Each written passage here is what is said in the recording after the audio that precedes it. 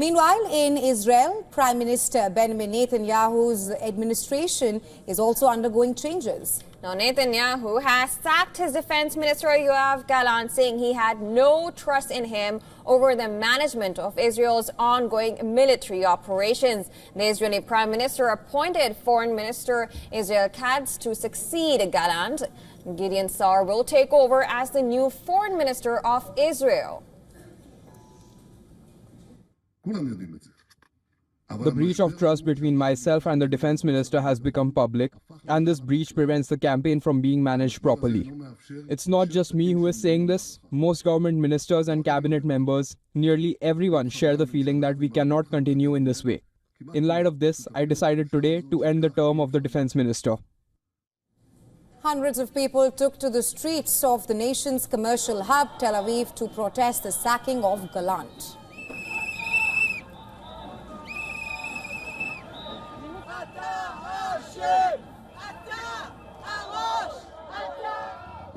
That is a spontaneous outburst of rage because we have had enough. It's for almost 400 days, and now in the middle of a war, the Prime Minister that promised that you can't change the Prime Minister in the middle of the war is firing the Minister of Security.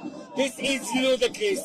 The whole government should go home, should go actually to jail. They are traitors. They are betraying the hostages that are living in the tunnel, that are dying in the tunnel for 400 days.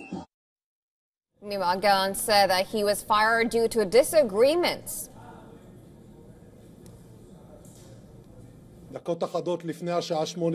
This dismissal comes as a result of disagreements over three issues. The first, my decisive position that everyone who is of draft age must be drafted, must serve in the IDF and defend the state of Israel.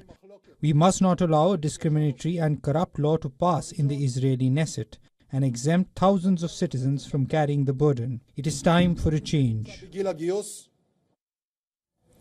Netanyahu administration is continuing to fight its war with Hezbollah and Hamas on the ground. Israeli military said it struck a Hezbollah weapons depot in a Syrian town near the Lebanese border. Lebanon said Israel struck locations across the country on Tuesday. Now, meanwhile, Israeli forces continue to pound Lebanon's Beirut. Lebanon's health ministry says Israeli strikes have killed 15 people so far.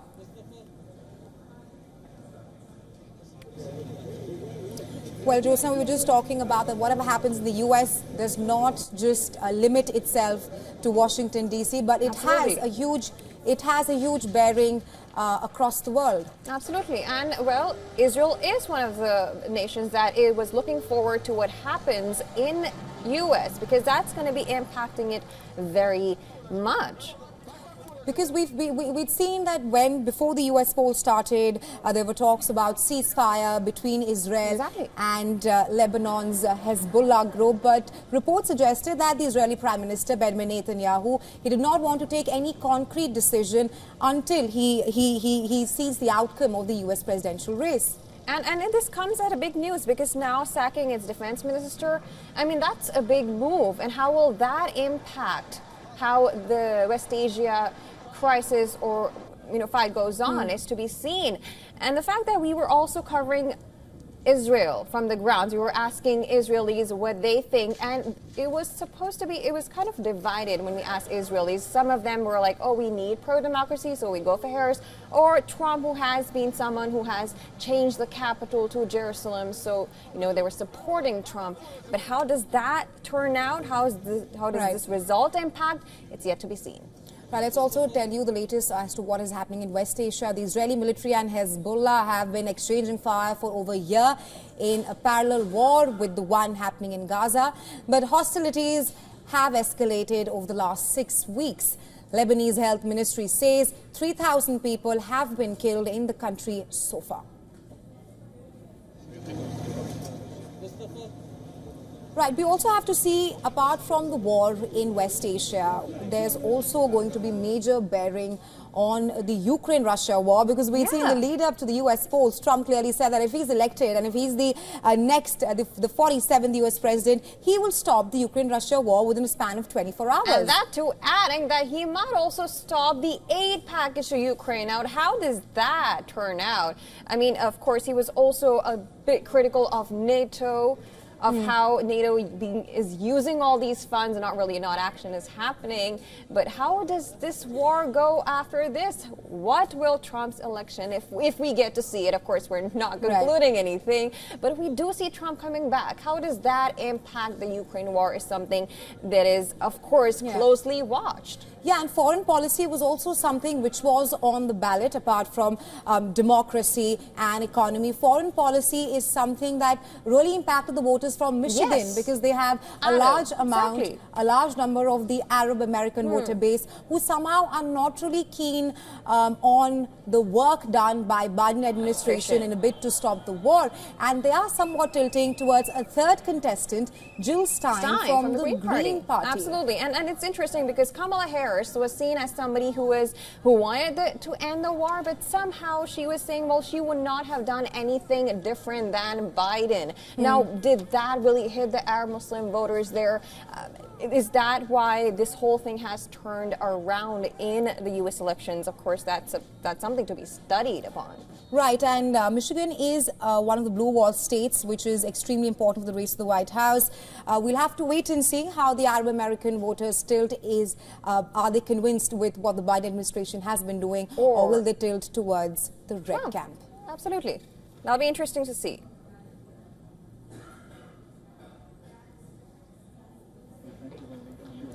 All right, what is also pertinent to note here, Jyotsna, is that what is on top of the minds in Asia, in West Asia, as America heads to the polls, because whoever is the next US president will have a strong bearing on the foreign policies, either because Harris has been adamant and she says that she will continue supplying arms to Ukraine, and she has said that Israel has a right to defend itself. And that's something which has not resonated amongst a lot of Americans as well. Yeah, but apparently it did resonate with Trump, because he also said that he's going to end the war. But how does he end it? Where does the ceasefire go after this? Of course, something that is to be closely watched. Right, to get us more perspective on the bearing of the US polls in West Asia, we are now being joined by Anas Malik. He is our correspondent, of course, and he's joining us live from Beirut. Welcome to WION, Anas. While it is a big day in the United States of America, you're joining us live from Beirut, the epicenter of the latest strikes from Israel towards Lebanon. What is on top of the minds of the people in West Asia as the US heads to polls today? Well, in the past 13 months, over 3,200 people have lost their lives, more so around 2,500 in just last 1 month. 37 towns of Lebanon have been wiped out, along with 40,000 homes. So the people in West Asia, particularly in Middle East, here in Lebanon, they are very wary with regards to the outcomes of the US elections, because remember, both the candidates, they have a very similar foreign policy when it comes to the Middle East. While both Kamala Harris and former President Donald Trump have been saying and vouching for a ceasefire here in Lebanon, at the same time they have been reiterating their support for Israel's right to defend itself. The reason there's a lot of skepticism around here, but there's a silver lining, and the silver lining is that whatever the outcome is of the US elections, once the US elections are over, then they can proceed to renegotiate or restart talks for a ceasefire deal. And that is the only silver lining, because the ceasefire talks are currently stalled due to the US election, and this is something that the Lebanese authorities have been saying quite out loud in the local media as well. Rahisha? Right. Now, we also heard that in Israel, Prime Minister Benjamin Netanyahu's administration, that they have sacked Yoav Gallant and they've brought in their Foreign Minister, Israel Katz. Do we get any kind of reaction from Lebanon so far? For now, we do not have an official reaction, but yes, there have been some sources-based reaction.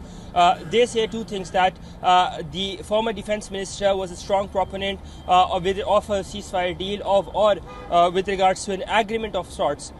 Somebody who is not a proponent of using excessive force, quote unquote, not without defining the term excessive force. So here in Lebanon, this decision is being looked at in the context of that tiff between the Israeli Prime Minister Benjamin Netanyahu and now the former defense minister, where it is an ultimate fight for survival in case if there is a deal or if there is a ceasefire. And that is one of the reasons as well that not just in Lebanon, where we've seen these mixed reactions or source-based reactions coming in, but back in Israel, across the border, not far from where I am, about 4 hours, about 300 kilometers from where I am, is where protests have broken out as well. Jyotsna?